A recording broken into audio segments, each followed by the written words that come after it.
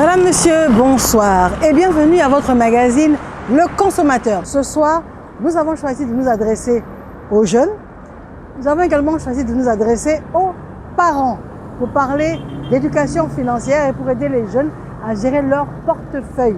Si c'est un contenu qui, ma foi, vous interpelle, vous faites bien. Il vous suffit de rester installé confortablement. Madame, Monsieur, merci d'être là.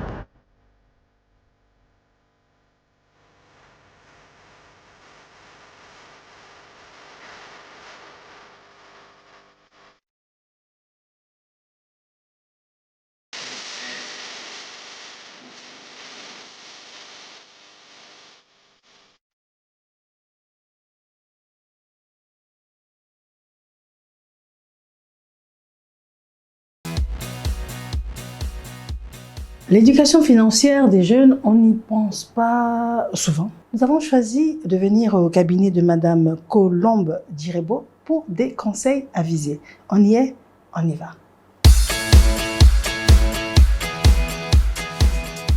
Nous sommes en compagnie de Madame Colombe Direbo. Madame, merci de nous recevoir. Avec plaisir.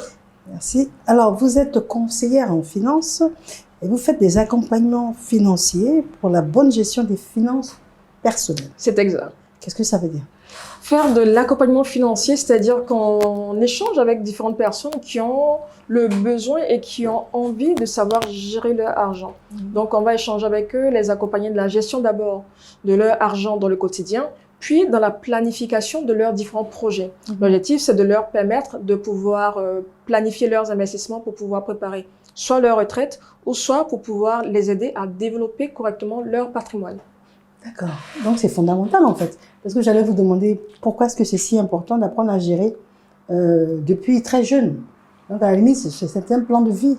C'est exactement un plan de vie. On apprend justement, aujourd'hui, en Côte d'Ivoire, il y a très peu de personnes qui sont sensibilisées à la question de la gestion de l'argent. En temps, c'est normalement un sujet qui devait être appris très tôt, très jeune en fait. Et malheureusement, dans notre système éducatif, c'est pas, on n'aborde pas ça. On se retrouve donc avec des adultes qui sont très peu éduqués, qui prennent de mauvaises décisions, de mauvaises décisions financières. Donc, apprendre aux enfants à savoir gérer l'argent, à savoir prendre des décisions liées à l'argent, à connaître la valeur de l'argent, c'est assez important. À partir de quel âge est-ce qu'un parent devrait sensibiliser et encourager son enfant à ça, justement? Pour moi, normalement, à partir de l'âge de 5 ans, on peut commencer à sensibiliser l'enfant dans son langage. Ça ne veut pas dire on va venir parler à l'enfant de son épargne, de ses investissements, non. Ce sera forcément dans son langage, en fonction de ce qu'il veut faire, en fonction de ce qu'il veut avoir dans son quotidien. Pour justement aussi apprendre à l'enfant à ne pas forcément envier ses amis. Parce qu'il va savoir que, OK, nous, dans notre situation financière, maman, par exemple, ne peut pas m'offrir des voitures comme mes amis. Donc, je vais apprendre à vivre en fonction de ce que maman et papa peuvent me donner. Donc, c'est simplement des notions basiques que l'enfant apprend à avoir par rapport à la valeur de l'argent et il grandit avec ça, en fait. Donc, c'est un travail quotidien des parents. C'est un travail quotidien des parents, oui. Mais est-ce que les parents eux-mêmes ne doivent pas être formés à cela? Comme je disais tout à l'heure, il y a des parents qui ne sont pas forcément sensibilisés à la question de la gestion de l'argent. Donc, eux, s'ils ne peuvent pas forcément apprendre cela à leurs enfants, ils peuvent se rapprocher des structures telles que Smartfin, qui, nous, c'est notre métier, en fait. On arrive à faire souvent des ateliers avec des enfants. Il y a des parents qui nous contactent, justement, pour pouvoir parler de gestion des finances avec leurs enfants. Donc, on fait souvent de petits ateliers, soit avec des billets pour montrer à l'enfant. On peut donner, par exemple, des billets de 100 000 à l'enfant, puis on lui dit, fais ton budget. C'est-à-dire, fais juste ta liste de courses et puis dis ce que tu vas faire. Et puis, à un moment, on dit à l'enfant, OK, on te retire ces 20 000 là. Est-ce que tu peux faire la même chose? L'enfant se rend compte que non, finalement, si on me retire un peu de mon argent dans les billets, c'est un peu comme le Monopoly, en fait. Si on me retire un peu de ma bille, je ne peux plus prendre les mêmes décisions. Donc là, vous voyez cet enjeu qui sera adapté à l'enfant, mais la leçon à tirer sera la même qu'un adulte qui est en train de recevoir son salaire et qui fera ses dépenses. In fine, nous, l'objectif, on parle de l'enfant. Mais bon, c'est bien le parent qui impulse tout cela. Donc, le conseil pour que le parent aide l'enfant au quotidien à intégrer cette notion, c'est en lui donnant de l'argent de poche, par exemple? L'argent de poche, je me dis, donner l'argent de poche à l'enfant, ça dépend de chaque parent. Il y a des parents qui vont commencer à le donner à partir de 10 ans, d'autres qui vont juste donner les 200 francs pour manger à l'école. Donc, à ce niveau-là, je me dis, c'est un peu, on est en Afrique, donc il y a un peu les questions de valeurs familiales. Donc, à chaque parent d'apprendre à son enfant, à sa manière de donner cette connaissance-là. Il y a certains parents qui vont effectivement donner cet argent-là pour voir si l'enfant lui-même, il arrive à ne pas dépenser n'importe comment. Je rencontre des parents qui, à partir de la 6e, commencent à donner l'argent de poche par semaine ou chaque 2 jours pour voir si l'enfant, il garde l'argent ou s'il dépense tout le premier jour.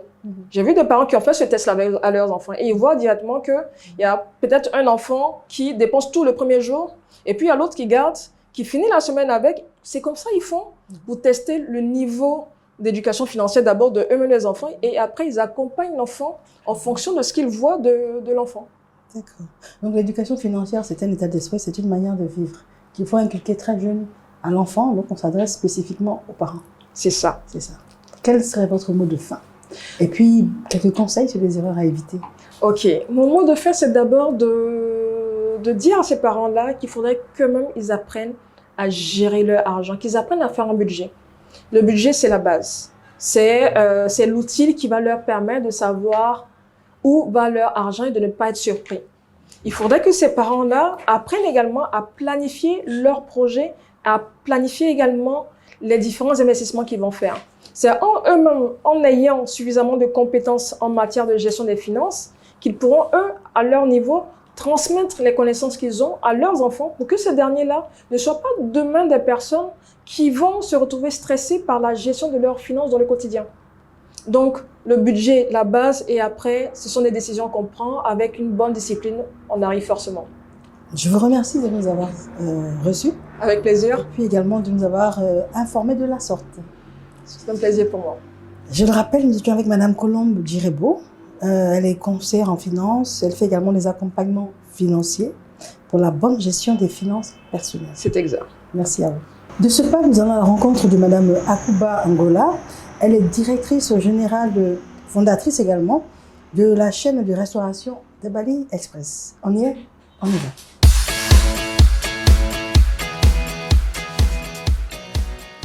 Nous vivons dans un monde de plus en plus dynamique où la jeunesse s'intéresse particulièrement à l'entrepreneuriat. Entrepreneuriat qui veut dire bien évidemment avoir la bonne gestion de son argent. Nous avons choisi de venir à la rencontre d'une dame. Elle est entrepreneur, elle est jeune, elle est dynamique. C'est un exemple de parcours également. C'est une dame qui a créé son activité, qui a développé son enseigne, qui est dans la multiplicité de ses établissements, qui, nous le pensons, va nous enseigner la culture de l'épargne. Madame, monsieur, nous sommes reçus par Madame Akuba Angola. Madame, bonjour. Bonjour Mariam. Merci de nous accueillir. Vous êtes une femme très occupée aujourd'hui? Oui, très occupée de par mes activités, mais c'est toujours un plaisir pour moi de partager mon expérience. Merci en tout cas. Alors, quand on préparait l'émission, vous nous avez donné rendez-vous à votre établissement du Palm Club. Donc, on a compris, il y en a plusieurs. Dites-nous tout. C'est ça. Alors, le Palm Club, je pense, c'est notre 5e établissement. Donc, aujourd'hui, la chaîne a 8 établissements, 7 au niveau d'Abidjan et un établissement à Boaké. Vous avez été récompensé par le chef de l'État, c'était dans quel cadre?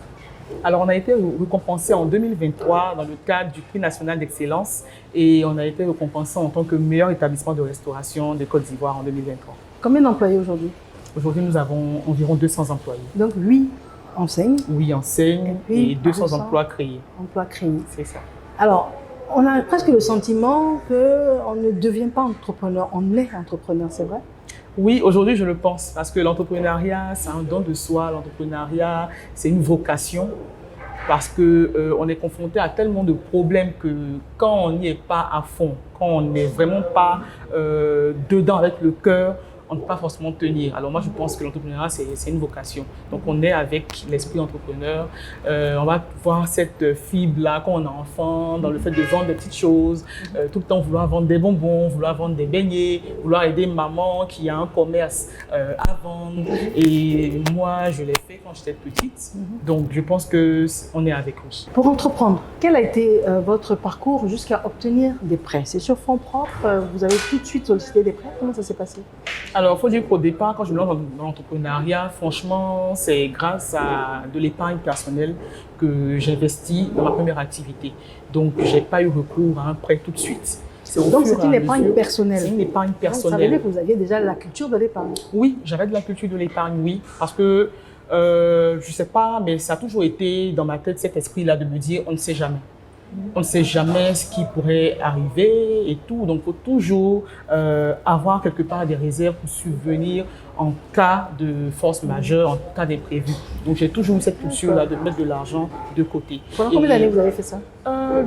Quand j'étais étudiante, j'ai commencé déjà à mettre de l'argent de côté. Ça m'a aidé, par exemple, quand je suis allée, j'ai dû aller étudier aux États-Unis, à avoir de l'argent pour pouvoir gérer tout ce qui est argent de poche et tout. J'ai travaillé là-bas, je mettais toujours de l'argent de côté. Et c'est ces sommes-là qui m'ont permis de pouvoir déjà commencer à investir dans ma première entreprise. D'accord. Donc, ce n'est pas un financement qui vous a permis d'investir jusqu'à aujourd'hui, développer une chaîne. C'est d'abord à la base un investissement personnel. Non, il y a eu un investissement personnel déjà de base, par exemple au niveau de Dabali Express, investissement personnel sur fonds propres pour ouvrir 3 restaurants.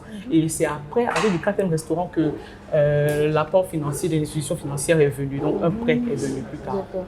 Donc en fait, ils ont observé d'abord votre culture de l'épargne et ensuite la crédibilité de ce que vous avez mis sur pied au point de vouloir vous accompagner. C'est ça. Ils ont observé déjà même la gestion même de l'entreprise parce que comment vous gérez déjà, vous arrivez à gérer vos propres finances, comment vous arrivez à gérer l'entreprise, c'est ce qui va donner l'envie à l'institution financière de vous accompagner parce qu'il faut dire que c'était de l'argent des gens qu'ils vous prêtent pour pouvoir travailler. Donc si vous n'arrivez pas à gérer votre propre argent, ils ne vous prêteront pas de l'argent parce qu'ils feront des pertes bien évidemment.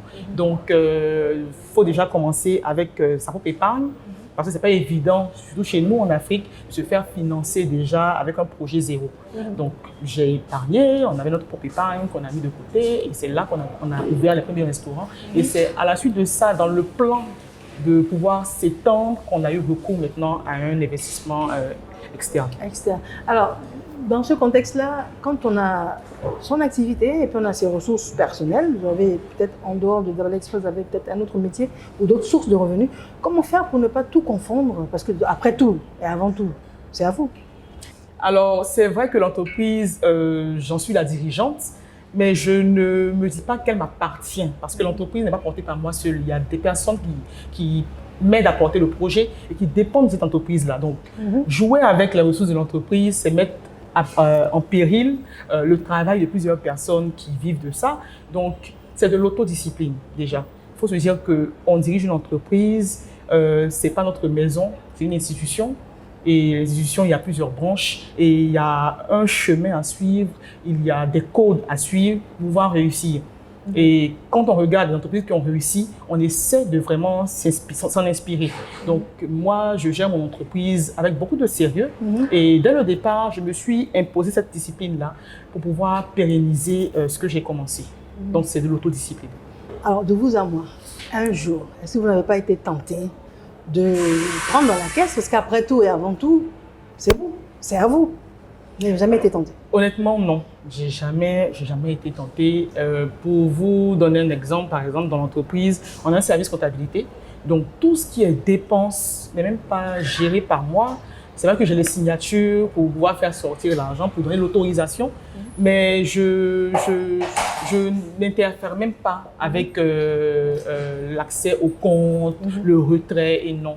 Et pour vraiment tenir dans cette lancée-là, par exemple, mon entreprise, moi, je me paye un salaire. Je suis directrice générale, j'ai un salaire de directrice générale. Et c'est de ce salaire-là que je vis et non des ressources de l'entreprise. Alors, votre parcours, il est inspirant. Merci. On a l'impression que c'est possible. Mais quel a été votre plus grand regret? Le mot regret est un peu fort. C'est pas de la prétention, hein, mais j'ai pas de regrets, mais plutôt des expériences. Entrepreneuriat, c'est, comme les Anglais disent, un roller coaster. C'est vraiment des montagnes russes, des échecs, des succès. J'en ai connu beaucoup, mais ces échecs-là m'ont vraiment appris à savoir marcher et ont été des expériences pour moi. Donc aujourd'hui, regret, je ne dirais pas non. Bien au contraire, je dirais que je suis contente de ces expériences-là, de ces échecs-là, parce qu'ils m'ont beaucoup aidé dans la façon dont je gère mon entreprise aujourd'hui. Et aujourd'hui, pour vous, ça a été fondamental d'avoir très tôt la culture de l'épargne? Oui, fondamental. Je n'ai pas vraiment réalisé que c'était un plus aujourd'hui, quand on en parle, je réalise qu'effectivement, oui, ça a été vraiment un plus parce que savoir s'autodiscipliner en termes de tout ce qui est dépenses et tout, même dans nos maisons. Hein. Après, je pense que les femmes, on a ce don-là de cette culture financière parce que les femmes ont toujours, à cause de nos enfants et tout, on fait toujours attention à comment on gère les dépenses. Dans nos familles, on est appelé à gérer, par exemple, l'argent du marché, l'argent des courses. Donc, on a un peu ça en nous déjà, on l'apprend en voyant comment nos mamans se comportent et tout. Et je pense que ça m'a aidé à pouvoir m'autodiscipliner quant à mes finances. Et votre mère, vos parents vous ont aidé à cela, à vous encourager à épargner, ou bien ce sont eux qui vous ont mis le pied à l'étrier carrément? Je pense que je les ai observés parce que j'ai réalisé, mon père étant cadre dans une entreprise, j'ai réalisé qu'il a pu faire de grands, qui m'a vraiment beaucoup étonné quand on est conscient du niveau de salaire au niveau de notre pays et quand on voit qu'avec ces salaires-là, ils arrivent à construire des maisons, ils arrivent à réaliser des choses, on se rend compte que le secret, c'est l'épargne, le secret, c'est la discipline. Donc je pense que c'est de ça que j'ai appris. Ça a été votre inspiration. C'est ça. Et si aujourd'hui vous aviez un message à transmettre aux jeunes, ce serait lequel? Alors, puisqu'on parle d'entrepreneuriat, puisqu'on parle de financement et d'épargne, le conseil que je pourrais donner aux jeunes entrepreneurs, aux personnes qui voudraient se lancer dans l'entrepreneuriat, c'est de, quelle que soit la taille de leur entreprise aujourd'hui, d'apprendre déjà à avoir une discipline financière. Parce que si vous voulez un jour avoir recours à un financement, vous allez devoir faire vos preuves avant que les institutions financières aient assez confiance en vous pour vous prêter de l'argent. Donc, il faut déjà commencer à vous organiser, avoir une très très bonne comptabilité, garder en tête que l'argent de l'entreprise n'est pas votre argent. Vous devez déjà apprendre à vous payer déjà un salaire qui va vous permettre de pouvoir vivre et vous éviter de pouvoir toucher à chaque fois l'argent de l'entreprise afin que demain, quand vous allez avoir besoin d'un financement, cette institution-là puisse avoir déjà votre parcours, voir déjà comment vous vous comportez avec votre capital et puisse avoir cette envie-là de vous accompagner, de vous financer. Je remercie infiniment. C'est un parcours vraiment inspirant et motivant. En tout cas, merci d'avoir accepté de participer à notre émission. Je le rappelle, vous êtes directrice générale fondatrice de la chaîne de restauration Dabali Express. C'est ça. Merci, madame. Merci, madame. Merci. Nous allons de ce pas à la rencontre d'une institution financière qui, elle, justement, a des produits spécifiquement adaptés aux jeunes pour les inciter à la culture de l'épargne. Je vous propose de m'y accompagner. Nous allons à l'agence de Advance Côte d'Ivoire.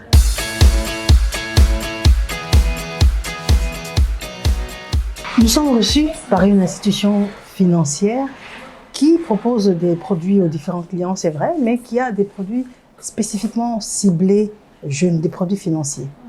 Nous sommes reçus par Monsieur T. Dibleté Roland Privat. Monsieur, bonjour. Bonjour, madame.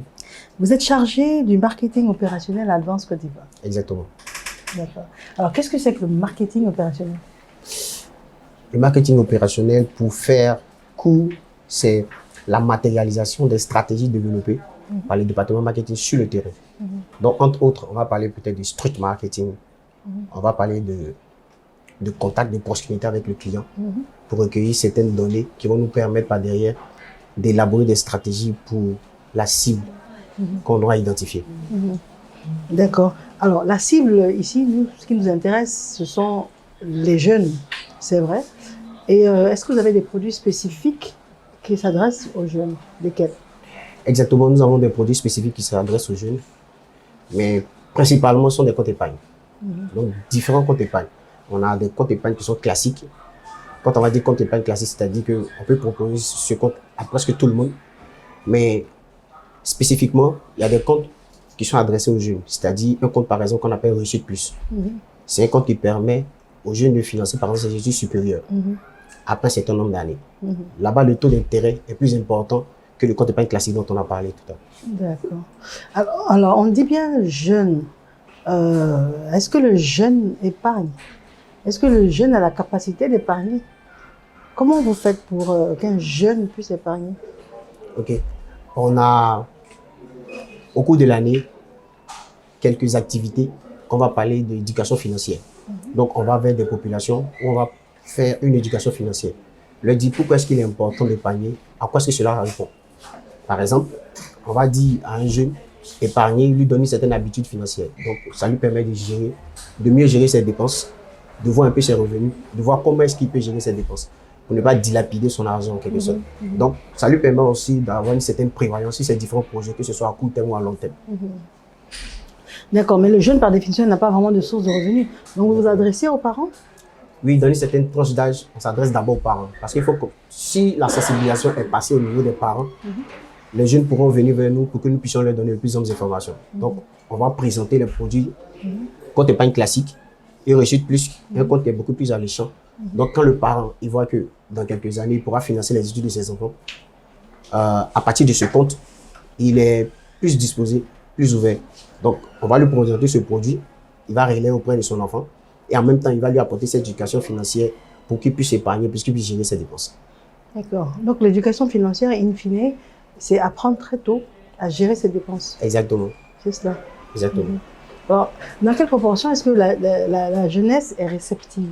Ou bien ce sont les parents qui sont convaincus et puis qui encadrent le jeune? Moi, une certaine tranche d'âge, ce sont les parents qui vont encadrer les jeunes. Mais après la vingtaine, 22 ans, 23 ans, le jeune est beaucoup plus libéral. Parfois, certains étudiants sont beaucoup plus réceptifs. Donc, quand vous allez, par exemple, dans un établissement financier, dans un établissement scolaire, où vous allez présenter vos différentes offres, et il y a certains jeunes qui sont réceptifs. Ils veulent beaucoup plus d'informations sur vos produits et services. Donc, chemin faisant, on peut leur proposer les différents produits ou encore leur donner rendez-vous dans nos différentes agences pour ceux qui sont un peu plus sceptiques. Donc là, on va lui présenter nos différents produits et lui montrer le bien fondé, comme j'ai dit. Donc, comment est-ce qu'il pourra bien gérer ses dépenses? Comment est-ce qu'il pourra planifier ses projets à court et à long terme? Comment est-ce qu'il pourra avoir beaucoup plus d'argent parce qu'il y a des intérêts qui sont calculés et reversés sur le compte? Alors, donnez-nous un exemple concret. Un cas que vous auriez eu à gérer, un jeune, il avait quel âge? Comment vous avez impliqué ses parents? Combien il a pu épargner? Et qu'est-ce qu'il a pu faire? D'accord. Donc, je vais prendre un cas un peu plus précis parce que avant d'être chargé de marketing opérationnel, j'étais chargé clientèle. Donc, j'étais en contact direct avec les différents clients. Donc, j'avais une cliente qui, au départ, exerçait une activité, mais à la maison. C'est-à-dire qu'elle avait une machine à coudre et elle exerçait à la maison. Elle n'avait pas de magasin, tout et tout. Et lorsque nous avions une campagne de communication, elle était de passage. Et elle a voulu avoir de plus en plus d'argent parce qu'elle, à la base, elle voulait un prêt pour son activité. Voilà. Donc, je lui ai présenté un produit d'épargne qui va lui permettre, par exemple, d'avoir une certaine extension de son activité, qui va lui permettre, par exemple, d'acheter des machines industrielles. Donc, ces machines vont lui permettre d'avoir un certain niveau de revenus. Et après ça, nous pourrons l'accompagner financièrement. Donc, lui présenter ces différents produits d'épargne. On a un produit aussi qu'on appelle le compte Mon Projet. C'est un compte qui permet d'épargner, mais ce n'est pas un compte bloqué définitivement. Comment? Le client, il définit la période d'épargne. Il peut dire, bon, je vais épargner sur 2 ans, sur 1 an, mais il a la possibilité de verser de l'argent régulièrement sur son compte. C'est pas comme s'il déposait l'argent une fois et il attendait par exemple 2 ans après ou 1 année après pour venir récupérer son argent. Il définit la période, certes, mais les habitudes de versement dépendent de lui. Donc, il peut décider de verser 2 000, 3 000, 4 000, 5 000 par semaine, par jour, par mois. Tout dépend de lui. Sauf qu'à la fin, c'est là qu'il pourra récupérer son argent après la période qu'il aura déjà définie. Donc, par exemple, à elle, j'ai proposé ce produit d'épargne. Elle a voulu essayer. Elle était déjà bancarisée auprès d'autres institutions financières, mais n'avait pas la possibilité d'être accompagnée financièrement. Donc, quand je lui ai proposé ce produit, elle a commencé à utiliser son compte. Donc, elle a versé régulièrement de l'argent. Et après 2 années, elle est venue récupérer l'argent qu'elle avait collecté. Et là, elle a acheté une machine pour pouvoir surfiler les différents vêtements parce qu'elle sous-traitait cette partie de son activité. Donc, elle a commencé à surfiler elle-même. Donc, elle a eu beaucoup plus de clients, donc beaucoup plus d'argent. Donc, elle prend un magasin et après, elle vient nous voir pour une demande de prêt. Et nous l'avons accompagnée jusqu'à aujourd'hui. Alors, une fois que le jeune a épargné, vous l'accompagnez également pour une demande de prêt pour son projet, par exemple? Oui, on peut l'accompagner. Comme j'ai dit, on va le conseiller. Comme je l'ai dit tout à l'heure avec la dame qu'on a rencontrée et à qui on a proposé les produits d'épargne. C'est à l'issue parce que nous, Advance Côte d'Ivoire, on ne finance que des personnes propriétaires d'activités commerciales. Très bien. Donc, ce sont que les entrepreneurs qu'on finance. Donc, on incite, par exemple, à être un entrepreneur et sur cette base, il peut avoir un prêt. C'est parfait. Merci en tout cas d'avoir répondu à nos différentes questions. Merci à vous. De nous avoir reçus. Alors, on comprend bien qu'on s'adresse aux parents pour aider à inculquer cette notion d'épargne déjà très jeune. On comprend également que les jeunes s'y intéressent et ils ont compris le bien fondé d'épargner déjà très jeune. On comprend également qu'il y a des structures qui encadrent, il y a des exemples de parcours également qui sont très inspirants comme celui qu'on a eu à vous présenter. Nous incitons donc la jeunesse, nous incitons également les parents à encadrer et à pousser le jeune à l'épargne. Infiniment merci de nous avoir suivis. Vous pouvez nous retrouver sur nos différentes plateformes, réseaux sociaux et sur le site du CNLVC, qui est donc le Conseil national de lutte contre la vie chère. Quant à moi, je vous donne rendez-vous dans 2 semaines pour un autre numéro. Madame, monsieur, bonsoir.